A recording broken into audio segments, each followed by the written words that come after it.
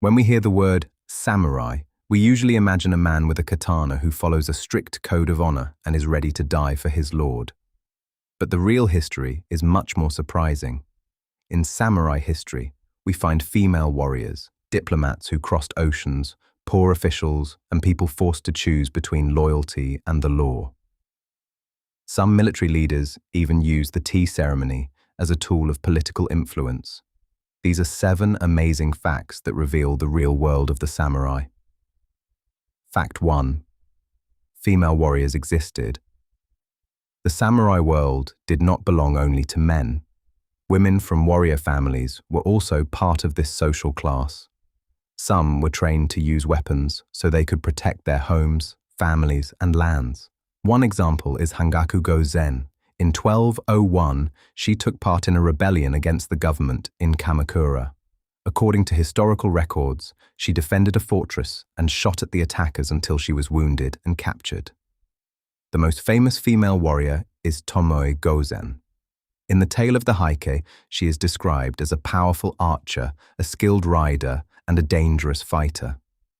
However, her existence cannot be fully confirmed because her story comes mainly from a literary source.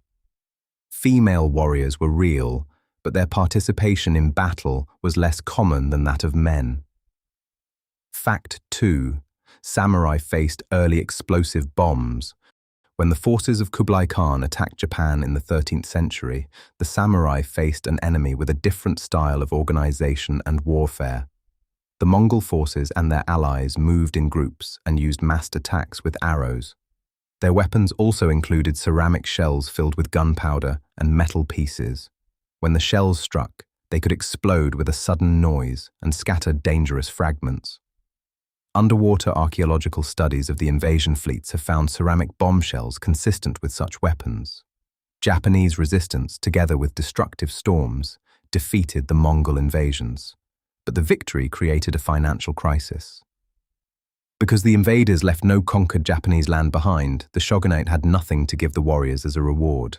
Many of them fell into poverty. Fact 3. The man who rose through social mobility helped close the same path for future generations. Toyotomi Hideyoshi did not have a recognized noble samurai family background. He began life with a low social position, but his military and political abilities helped him rise to the highest levels of power. His story seems to prove that even a person outside the elite could change his destiny. However, after almost unifying Japan, Hideyoshi did the opposite for others. In 1588, he ordered weapons to be taken from the peasants. This was part of a wider policy that gradually separated warriors, farmers, and other social groups. As a result, the chance for an ordinary person to become a warrior became much more limited. Fact 4. Tea could be as important as the sword. During the age of the warring states, the tea ceremony was not only a cultural ritual, it could also be a display of wealth and political influence. Valuable tea objects became symbols of high status. Meetings in the tea room allowed rulers and advisors to speak in a small and controlled setting. The most influential tea master was Sen no Rikyu. He served 2 of Japan's most powerful unifiers, Oda Nobunaga and Toyotomi Hideyoshi. Despite his great influence, Hideyoshi ordered him to perform seppuku in 1591. The exact reason remains unknown. Fact 5. One samurai crossed both the Pacific and Atlantic Oceans. In 1613, the samurai Hasekura Tsunenaga left Japan as the leader of a diplomatic mission. His lord, Date Masamune, hoped to create trade relations with Spanish territories and gain support for Christian missionaries. Hasekura crossed the Pacific Ocean and reached New Spain, part of which is now Mexico. He then traveled across the land to the Atlantic coast, sailed to Europe, and visited Spain. There, he was baptized as a Catholic under the name Felipe Francisco. Later, he reached Rome, met Pope Paul V, and received Roman citizenship. His portrait shows him with a European coat of arms, but dressed as a Japanese nobleman and carrying 2 swords. However, when Hasekura returned to Japan in 1620, the political situation had completely changed.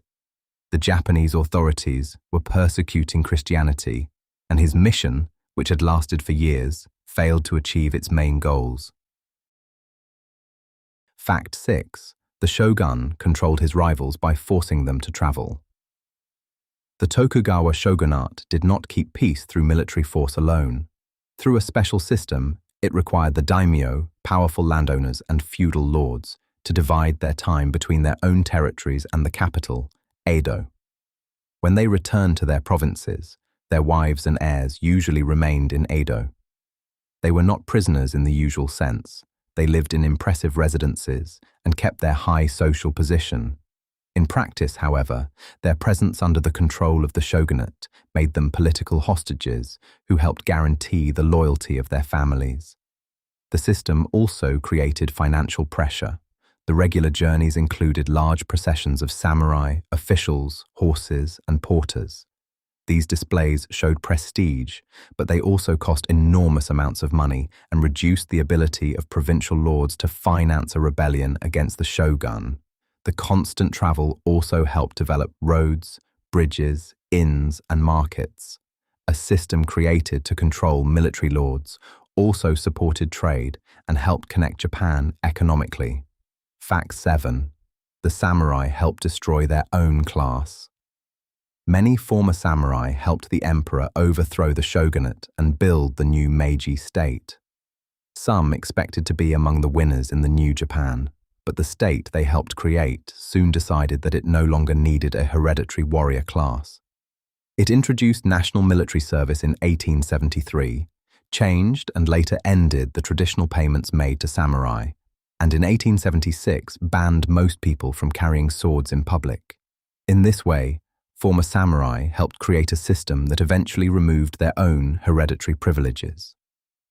Behind the familiar image of the samurai is a much more complex world. The samurai were not perfect heroes who always followed the same code. They were people living in different periods, brave, ambitious, and full of contradictions. They disappeared as a social class, but their image survived.